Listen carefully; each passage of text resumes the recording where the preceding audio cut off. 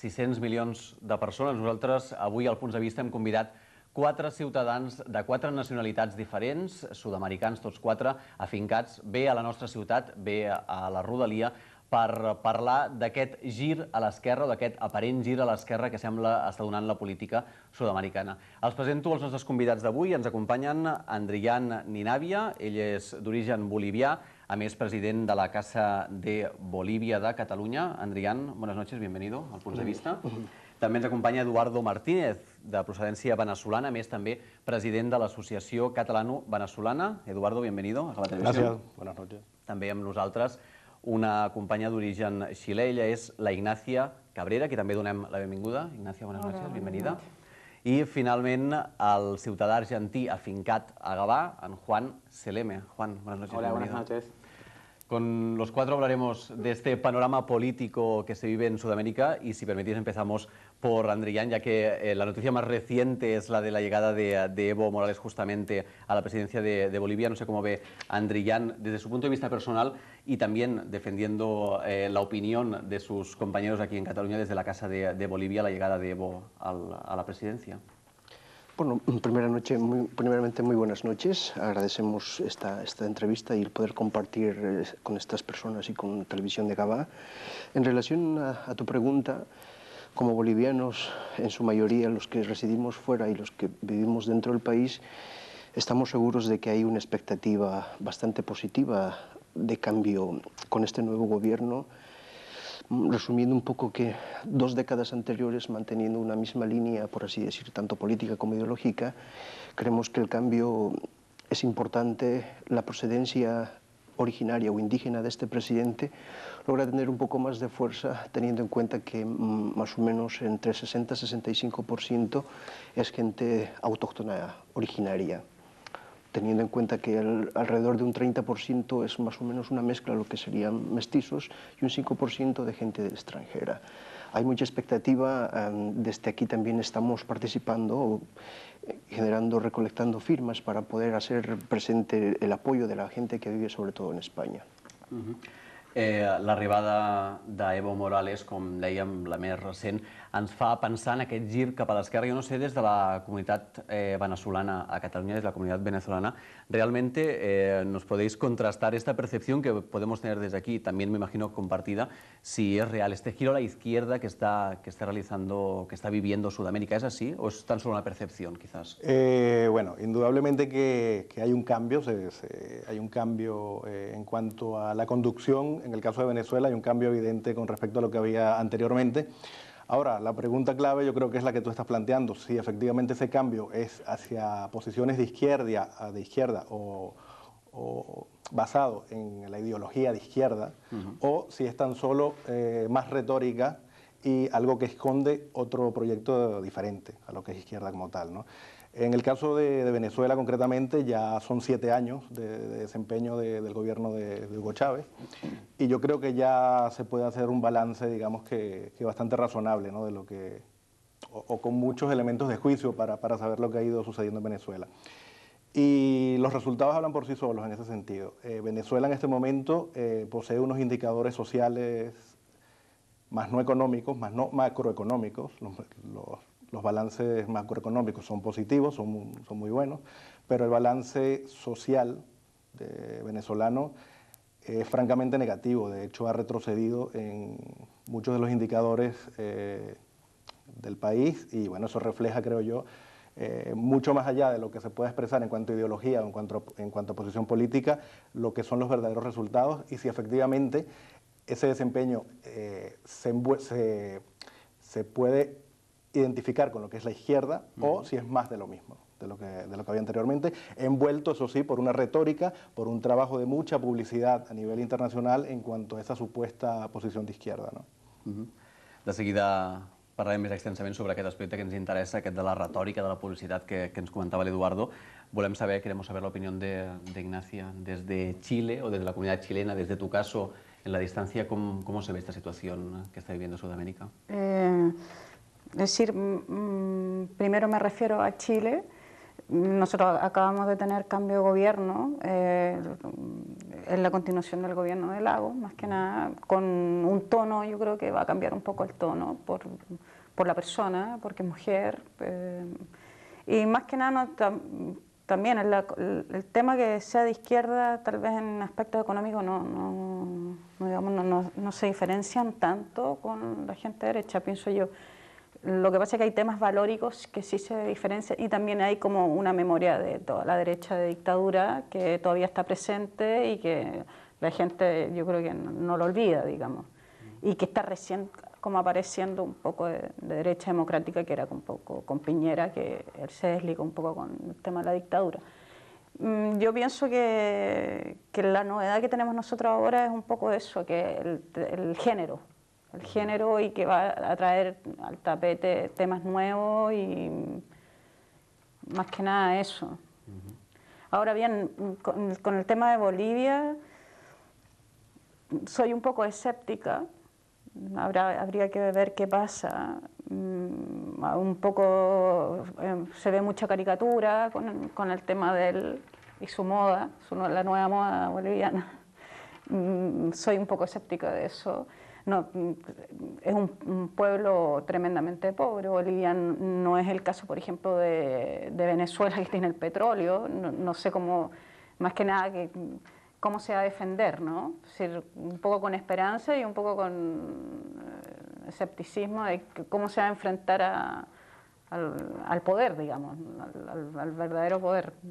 Eso, más que nada, como que me queda esa cuestión ahí con Evo Morales. Tancarem aquesta primera ronda d'intervencions, de seguida obrirem el debat, coneixent d'entrada el primer plantejament que ens arriba des d'Argentina, en aquesta ocasió personificat amb en Juan Celeme. Juan, ¿cómo se ve desde la distancia?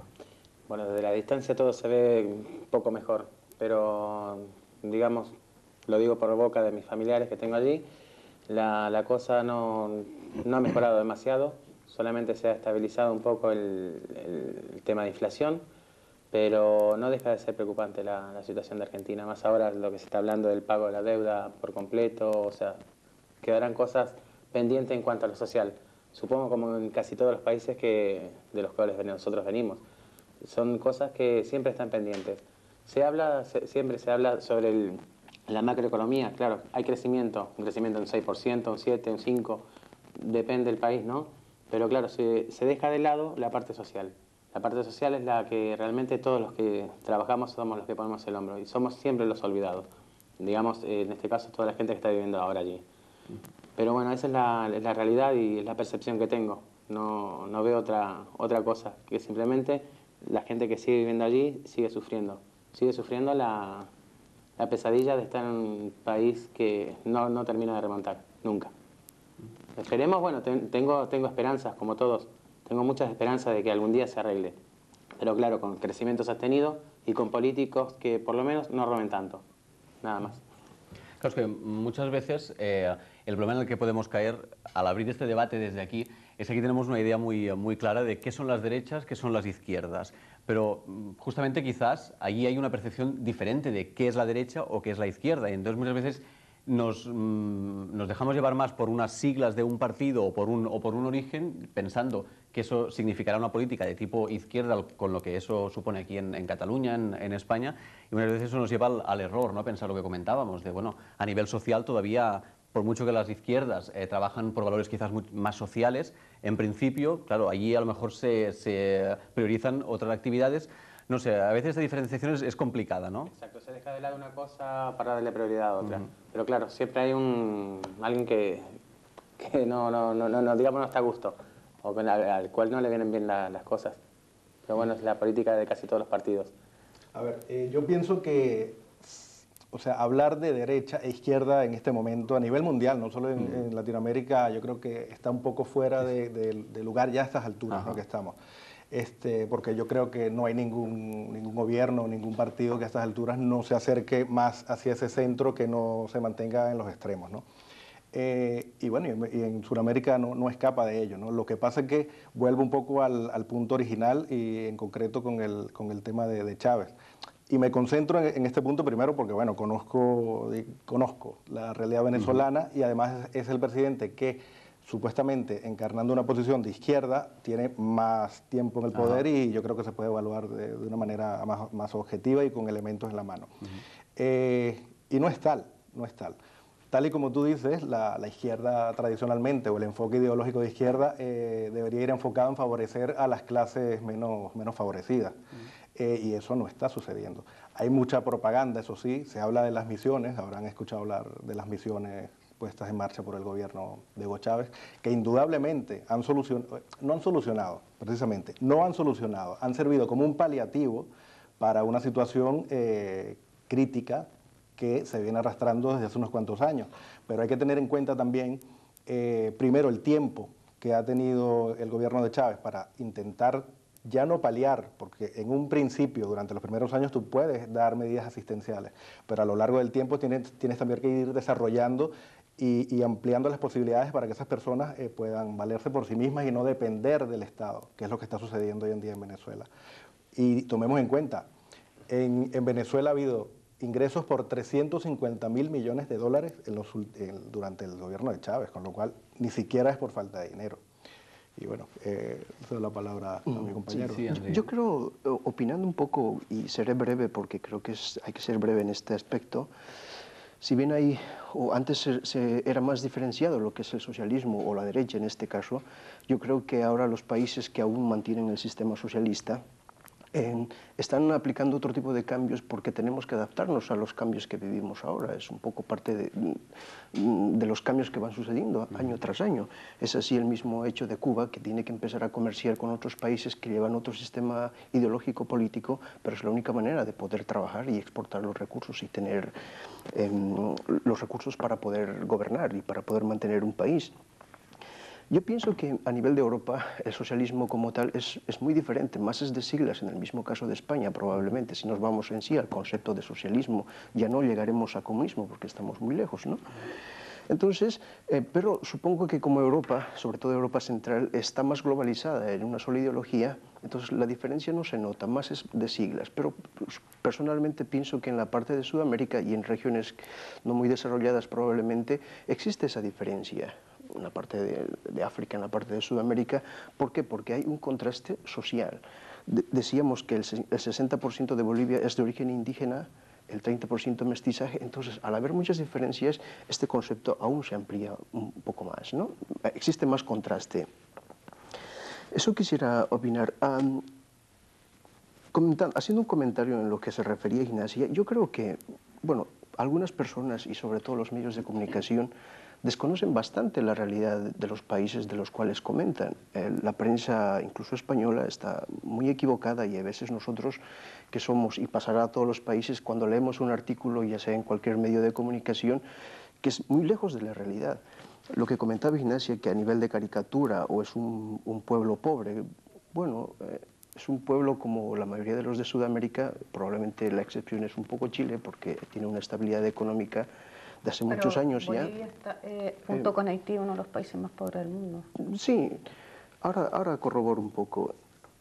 Bolivia es un país bastante rico en recursos naturales. Que tiene mucho potencial. Existe mucho potencial de riqueza. Entonces, bueno, la pobreza probablemente se mide en otro tipo de índices, en asistencia pública, pues en cuestiones de atención médica. Bueno, esos son los índices que se pueden marcar, pero es un país totalmente rico en lo que son productos de materias primas que tenemos. Morales en su discurso de investidura destacaba Exactamente. esta riqueza. Japón no tiene materias primas. El gran país más rico del mundo. El gran problema radica en que, teniendo tantos recursos naturales, como Venezuela también, ¿por qué es un país que es económicamente pobre, o como se dice, como se denomina? Porque no tenemos en Bolivia la capacidad económica de poder administrar o poder tener un capital interno, ya sea incluso empresarios privados, para poder, por ejemplo, hacer una explotación a nivel gasífero o a nivel de petróleos. Entonces, lamentablemente, requerimos de capital extranjero para poder realizar. Entonces, ahí es el gran problema que sucede en Bolivia. Existe la materia prima abundante. Vamos a tomar un caso que en Bolivia ahora se está empezando a explotar la segunda reserva más grande de plata del mundo, siempre con capital norteamericano en este caso. Entonces, anteriores gobiernos lo que han hecho en Bolivia hacer malos convenios con las empresas explotadoras en este caso, o desde las empresas de exploración hasta la explotación, se han hecho malos convenios porque pues, los gobiernos no han sabido manejar, dentro de los cuales también están empresas españolas, como conocemos dentro de lo que es el petróleo. Entonces, esos convenios han sido malos, equivocados. ¿Por qué? Porque se tenía una tendencia, era gente totalmente que seguía una línea, que tenía intereses totalmente económicos y obviamente recibía ciertos dineros a nivel de esas empresas. Pero ahora lo que propone un poco Evo Morales, en fondo, claro, ha existido mucho problema cuando se decía se va a capitalizar las empresas privadas. Eso es imposible poder capitalizar. En Bolivia ya ocurrió la capitalización de las minas en el 1952. Y retomo el dato 1952 porque a partir del 1952 el campesinado, los originarios, recién tienen por primera vez el derecho al voto universal. Hasta antes del 52 no tenían derecho al voto universal. Entonces, si hubiera seguido en esa consecuencia, actualmente no habría el presidente Evo Morales, porque ha ganado por una mayoría de procedencia indígena con esos votos, ¿no? Entonces, lo que interesa, en Bolivia hay el recurso natural, no hay el capital. Ahora se está empezando a plantear lo que son nuevas transacciones de negocio, pero haciendo mejores convenios para Bolivia, que haya mejores regalías. Se está intentando a las empresas explotadoras, en el mismo caso de Repsol, que es una empresa de mucho peso en Bolivia, de que si tiene unos porcentajes a nivel de ingresos Bolivia de una explotación, que también se empiece a direccionar en la parte social. Que las empresas que vienen del extranjero, aparte de pagar al Estado ciertas regalías, pues que también vayan cubriendo ciertos espacios sociales a nivel de educación, medicina. Yo pienso que es importante, dentro del gobierno de Evo Morales, ahora, perdonen que comente esto, existe una dirección, como la corriente que comentábamos, un poco girando a la izquierda, evidentemente, pero yo haría un análisis al respecto de esto, que un poquito se toca el debate sobre este tema. Es bastante peligroso para el gobierno actual.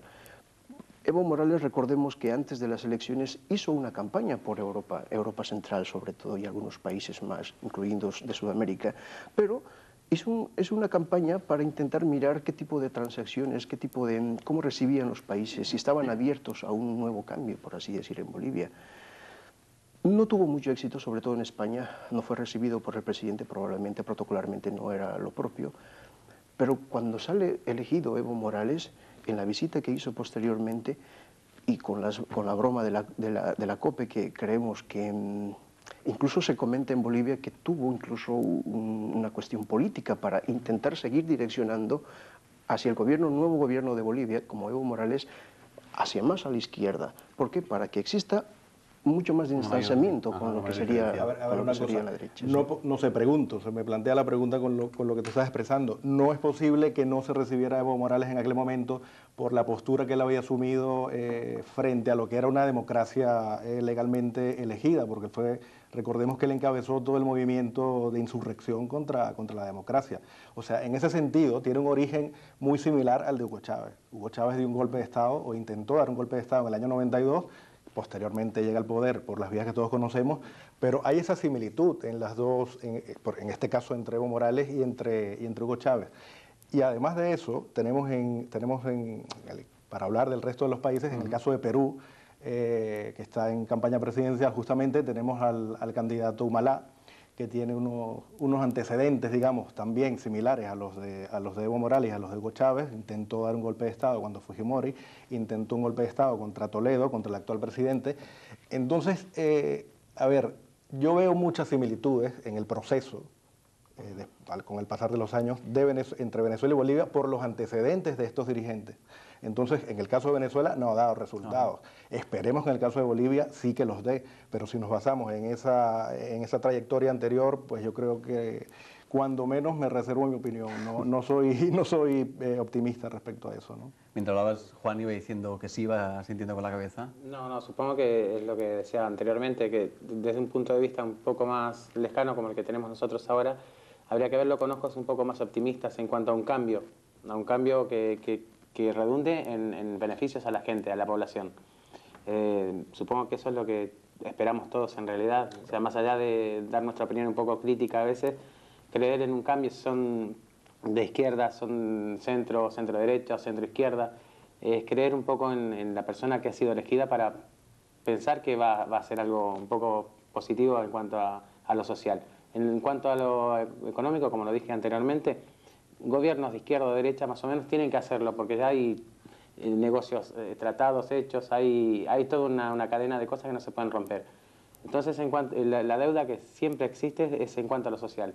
Esperemos que, bueno, en lo social, Evo, Bachelet y, bueno, Kirchner y el presidente Chávez empujen eso y lo saquen un poquito más adelante, se preocupen un poco más por los ciudadanos.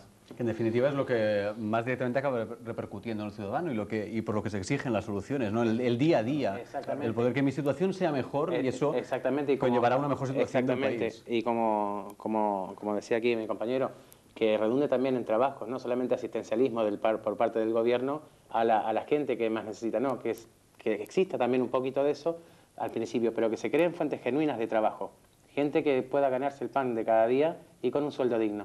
O sea, que no sea explotación de la gente. Como buena televisión que somos, me permitiréis que en el momento más interesante del debate hagamos una pequeña pausa para la publicitat. Enseguida volvemos, 4 anuncis, de seguida enfoquem aquesta segona part d'aquest debat que estem mantenint avui aquí al Punts de Vista. Fins ara mateix.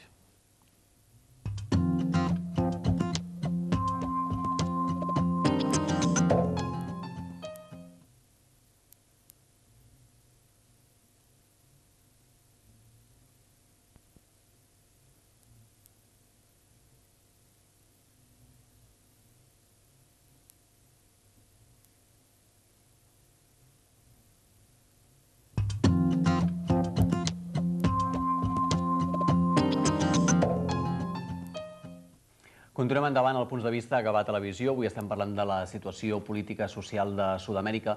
Alguna d'aquestes grans empreses audiovisuals, d'aquests grans genis de la televisió, hauria d'inventar el format, la possibilitat de que mentre vostès veuen anuncis, poder seguir també amb una pantalleta petita el debat que s'està produint en aquest plató, perquè sovint surten aspectes prou interessants. Em permetran que desvetlli, faci sortir de la intimitat d'aquest moment de la pausa una frase, rescati una frase que ha comentat la Ignacia, ha dit: Sudamérica no aprende con los golpistas, no quieren dirigentes, quieren papis.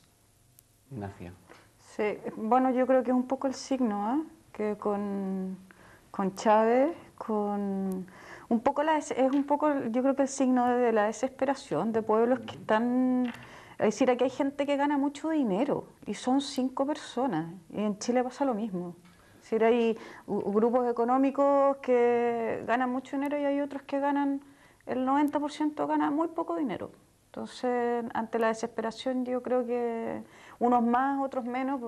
En el caso de Chile, nosotros estamos en una situación macroeconómica, dicen que aceptable, que tranquila, además que es un país que tiene un porcentaje, claro, es un país que tiene poca corrupción, que se maneja, digamos, dentro de la región. En los otros países, que yo creo que en Perú, en Bolivia, países que es más aguda la situación, las diferencias sociales yo creo que son mayores. No sé qué es la impresión que... A veces también, a veces también siempre aparecen salvadores de la patria, claro, y gente que se autotitula, yo soy el padre de todos, son los mesías, se denominan mesías y salvadores del pueblo, ¿no? Caso, sin ir más, bueno, bastante lejos, ¿no? Pero Perón, Evita, como se ha hecho, bueno, actualmente Chávez, Pinochet, aquí en Europa Tito, Franco. O sea, ¿cuánta gente se ha autodenominado salvadores de su país? Exacto, sí, es un poco lo que hablamos al principio. O sea, y la gente se acostumbra luego. Es lo malo. Bueno, hay grupos que se acostumbran, pero hay otros que no se acostumbran ni en ningún caso. Pero lo que hablamos al principio en cuanto al tema de las ideologías, el problema es ese, que deviene, o sea, lo que desde su origen es democrático y con una cierta ideología relativamente bien enmarcada, con el paso del tiempo deviene en lo que es un personalismo y una autocracia vulgar y corriente, lamentablemente. Es lo que viene sucediendo en Latinoamérica, no solo ahora, durante muchos años y décadas enteras nos hemos pasado en Latinoamérica en esas situaciones, ¿no? Periodos cortos de democracia con periodos relativamente largos de gobiernos autoritarios, ¿no? Retomando un poco en sí, creo que la cuestión central de esta tertulia o esta charla que tenemos era un poco la línea que, el giro a la izquierda que comentas, interesante me parece el término, Si evidentemente los países, y hablaré sobre todo más de Bolivia, perdónenme, porque es lo que conozco más, lo que conozco más, en este camino de izquierda, donde están, ya hemos nombrado a los presidentes, a los países que intervienen, en respecto a Bolivia, por ejemplo, retomar un poquito, cuando Evo Morales gana las elecciones, personalmente pienso que en consecuencia hace nuevamente una campaña y visita más países y sobre todo con tendencia socialista directa. Cuba, Venezuela, la China. Entonces, personalmente pienso que es bastante peligroso. ¿Por qué? Porque aún se marca más la distancia, el posicionamiento de un nuevo gobierno. ¿Qué línea es el que gira probablemente a la izquierda o uno de los que gira más? Entonces, eso es bastante peligroso. Si evidentemente tenemos mucha expectativa, la gente, de un nuevo gobierno con esta ideología o esta tendencia, pero al mismo tiempo es peligroso porque vamos marcando más la barrera con Estados Unidos. Lamentablemente pienso, y que casi la mayoría de los países, incluidos España, de alguna manera dependemos y tenemos que estar, por lo menos tener una relación con Estados Unidos para poder negociar. En el mismo caso de España, retomando lo que concierne a Venezuela, vende los aviones, vende los buques, Estados Unidos le pone el veto de que no puede proporcionar ese material para complementar la fabricación de los aviones, ¿no?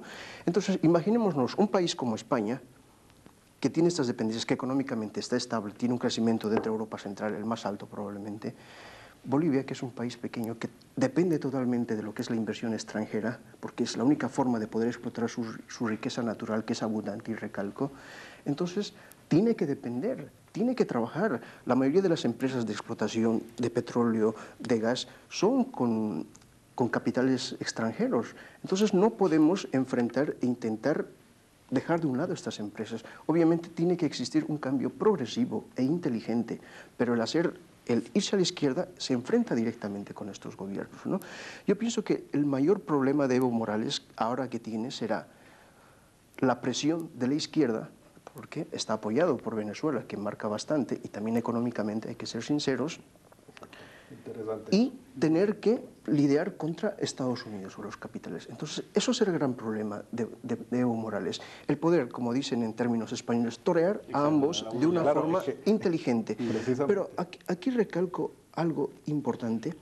Los convenios que se pueden hacer paulatinamente con otros países son convenios que se tienen que hacer progresivamente, porque el hacer una explotación sobre algún recurso natural requiere un tiempo de estudio, de instauración. Pero a ver, yo creo que tú no puedes partir, o que es muy mala base, o muy mal punto de partida para hacer ese tipo de negociaciones, ese tipo de acuerdos con estos países que indudablemente son imprescindibles para sacarlo adelante, es muy mal punto de partida ponerte al lado de un Hugo Chávez que es totalmente declarado anti-yanqui, como dice él mismo, y al lado de Fidel Castro, porque esos son los dos asesores de Evo Morales y son quienes le prestaron su apoyo o el apoyo de todo tipo de Evo Morales para que ascienda al poder. Entonces es un doble discurso que no se termina de entender. Exactamente. Por ejemplo, cuando antes de las elecciones había un distanciamiento y un rechazo incluso de la parte de Europa de Evo Morales, porque era un cambio un poco radical, si se quiere, ¿no? Luego entra... pero la posición la fija él, no la fija Europa. Europa responde a la posición que él ha fijado. Sí, obviamente, porque Europa sigue una línea. Es bueno que se declare, mira, yo soy así, y no engañe luego a los demás, a sus socios. Pero se está declarando una posición extrema de partida. Eso es lo que quisiera transmitir un poco. Sí, claro. Exactamente. Eso es lo que comento, que es peligroso el haberse declarado en esa línea. Probablemente hubiera sido lo mejor ser más prudente porque tiene que medir las consecuencias. Quizá acabando yendo a esa línea, pero con un punto de partida más... Sí, exacto. Ahora, otro problema importante, aparte de la presión de la derecha, que son los capitales que existen en Bolivia, la presión de la izquierda de los países que le apoyan, existe la presión interna. Y eso será lo más difícil. Su mismo entorno, de su mismo gobierno, de sus mismos seguidores, han dado 100 días al gobierno de Evo Morales para que pueda empezar a sacar adelante este país. Entiendo que él ha propuesto una constituyente, ¿no?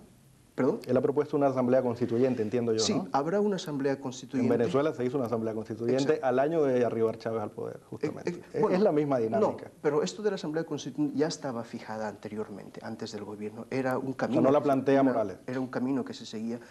entre Morales y otras tendencias han empezado a plantear esta constituyente.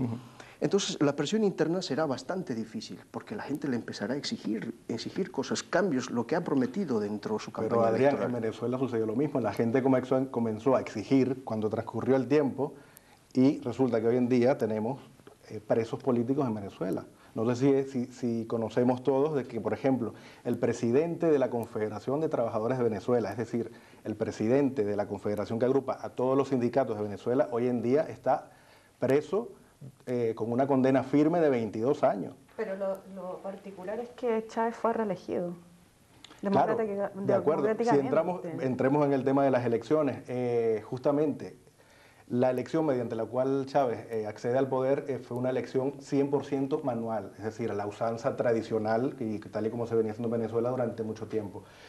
Todos los procesos posteriores han sido realizados de manera electrónica, con máquinas, bajo sistemas informáticos, y en las últimas elecciones del 4 de diciembre se pudo demostrar, finalmente, ya cuando el referéndum revocatorio presidencial del año pasado ya hubo bastantes problemas, supongo que se habrán enterado de toda la problemática que hubo. El 4 de diciembre pasado ya se pudo demostrar ante los observadores internacionales de la Unión Europea que se podía establecer la secuencia de voto, con lo cual se podía identificar por quién votaba cada uno de los electores. Y eso servía para utilizarlo en contra justamente de esos opositores. Y encaja un poco con lo que le comentaba a Adrián, ¿no? Al que protesta, al que dice, oye, me has prometido esto, pero no me lo estás cumpliendo, pues te callo la boca, te persigo y utilizo justamente estas herramientas que, bueno, que en el caso de Venezuela son inconmensurables debido al ingreso petrolero, o sea, exclusivamente petrolero, porque luego Venezuela tiene otros ingresos indudablemente, inclusive se le han añadido impuestos a la población, el impuesto al débito bancario, el IVA, o sea, se le han agregado además cargas impositivas a la población, con lo cual de izquierda creo yo que a estas alturas muy poco tiene, ¿no? Perdón, digamos, ¿sabes a dónde va a parar todo ese dinero, esos ingresos? ¿A pagar deudas, a comprar armamento? Pues todo este dinero va a parar a las misiones, justamente, a esas misiones paliativas, más no que solucionen el problema. Y para que tengas un ejemplo de la situación en que se encuentra Venezuela, en este momento, o mejor dicho, Caracas se encuentra en un valle. Caracas en estos momentos está incomunicada con respecto al principal puerto y aeropuerto de Venezuela, debido a que el único puente o viaducto que existía está a punto de derrumbarse. Desde el año 87 ya había diagnósticos con respecto a este puente. En el año 98 se firmó el contrato para construir una vía alternativa. Hugo Chávez, al llegar al poder, rescindió ese contrato, lo paralizó y ahí tenemos las consecuencias. O sea, hoy en día Caracas está aislada del resto del mundo prácticamente. Pero o sea que... Es decir, que no, o sea, ese dinero que ha ingresado no se ha utilizado. En Venezuela, o mejor dicho... En obras públicas no lo ha utilizado. Es a lo que iba. El gobierno de Hugo Chávez no tiene ni una sola obra de infraestructura medianamente presentable que haya realizado durante los últimos 7 años. Ni una sola, ni un hospital, ni una universidad, absolutamente nada. Lo que se ha hecho es, digamos, maquillar lo que ya existía y presentarlo como una reinauguración. Pero obras nuevas y un empleo de ese dinero de una manera adecuada y que vaya realmente al pueblo que él tanto dice querer, no existe. Esa es la triste realidad. Adrián también lo apuntaba en su anterior intervención, el papel o cómo se está viendo todo esto desde Estados Unidos. Siempre que miramos a Sudamérica o en general a cualquier país del mundo tenemos que mirar de cua d'ull, que es diu en català, de reojo, a ver qué está pasando, cómo lo está viviendo, el recelo con el que la administración Bush está viviendo todo este giro hacia la izquierda que estamos comentando en Sudamérica. No hay que dejarlo de lado, ¿no? Hay que estar pendientes también de cómo se vive esto de los Estados Unidos, sí. En este punto, por ejemplo, cuando una vez Evo Morales sale elegido presidente, el embajador de Estados Unidos en Bolivia invita, en consecuencia, y creo que en un par de días, para que conversen, empiecen a negociar. Entonces me hace pensar que también el gobierno americano pues tiene que negociar con Bolivia, ya que tiene grandes capitales en nuestro país. Algo que no quisiera irme sin poder comentar. Evo Morales gana como una mayoría absoluta del 54% inédito en Bolivia, pero aún no alcanza ese 54% a nivel de la estructura del Parlamento. Le falta... ¿Por casualidad tienes la cifra de participación? No, ahora mismo no, mentiría si te digo algo. Es el 54%, pero le falta un diputado para poder decidir autonómicamente lo que sería en la Cámara. A mí me parece bien que no tenga la mayoría absoluta ningún gobierno, que tengan alguien que le diga, mira, control, esto no, un contrapeso. Exactamente, de un partido que sea contrario y pueda establecer un tire y afloje con el gobierno de turno. Acogiendo tu respuesta, también es otra cosa que tendrá que vencer, aparte de lo que comentábamos anteriormente. Como solo dato, quisiera para las personas que probablemente no han estado en Bolivia y se tiene una idea equivocada de nuestro país, como decía Ignacia, pues sí, hay mucha pobreza por las estadísticas que acentúan mucho más, porque normalmente en Europa se conoce una persona indígena que está pidiendo limosna o un niño que necesita pues, que le ayuden para que se opere, para lo que sea. Pero realmente les pregunto, ¿han estado en Bolivia alguna vez? ¿Han visto la infraestructura que existe? Hay hoteles de 5 estrellas, hay autopistas, hay avenidas, hay empresas, sí, hay pero polígonos industriales. Estamos hablando de índices que son estándar para Claro, todos, para no todos. estamos Sí, hablando exacto, que son objetivos. de la observación que hacen mis ojos. Yo tal vez también te puedo decir que en Chile me parece que es mucho más pobre lo que me están diciendo, pero estamos hablando, para poder entendernos, de índices que son los mismos que hay en Venezuela, en Chile, en Bolivia. Pero quería recalcar que también existe, que no solamente es ese índice que vemos y nos direcciona a ver desde un solo lado, y equivocadamente, en su mayoría. Existe este otro lado, existe gente que estudia, existen universidades, existen profesionales, existen autopistas, existen carreteras, existen hospitales. Entonces, esta es la cosa que no se ve, y aprovechaba este espacio para también poder comentar. Sí, que hay un desconocimiento de lo que es la realidad, ¿no? De lo que son los datos, digamos, de la gente de a pie, como decimos en Venezuela, ¿no? digamos, y no entramos a la letra. Los titulares muchas veces esconden lo que es la realidad en sí, ¿no? Y volviendo un poco al hilo del tema del carácter autoritario, ¿no? Es una realidad al día de hoy. Y en el caso, o para situarlo en el contexto de Cataluña, que es donde nos encontramos, para que tengan una idea. La presidenta del Centro Catalán en Caracas, es decir, del grupo de catalanes o de exiliados catalanes que viven en Venezuela, fue despedida de su empleo por figurar en una de las listas que mencionaba antes. O sea, Adriana Ferreres es su nombre. Y fue despedida de su empleo en un organismo público porque figuraba en una de las listas donde se solicitaba la realización del referéndum revocatorio. Entonces, estamos acudiendo. No, eso no es un gobierno ni de izquierdas ni de derechas.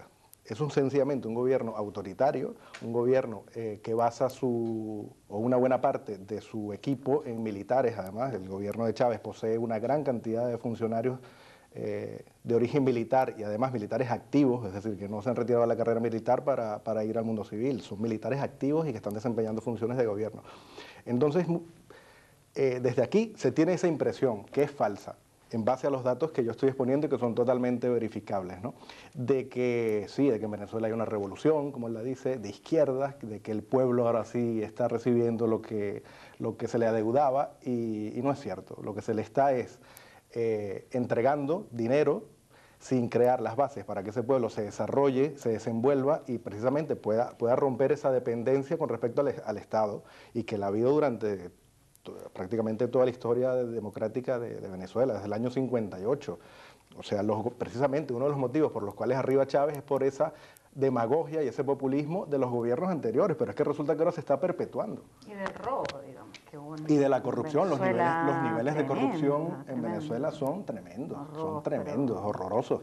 Lo que tú comentabas en cuanto a los ingresos, ¿dónde van esos ingresos? La misma pregunta nos la hacemos nosotros mismos. ¿Dónde están? Estarán en Suiza seguramente. Pues bueno, hay casos documentados, lo que pasa que bueno, no viene el caso mencionarlos, pero aparte, ¿a dónde va ese dinero? Algo de Evo Morales también. No es que sea partidario, pero sí que hay una cierta expectativa positiva. Claro, sí, claro que sí.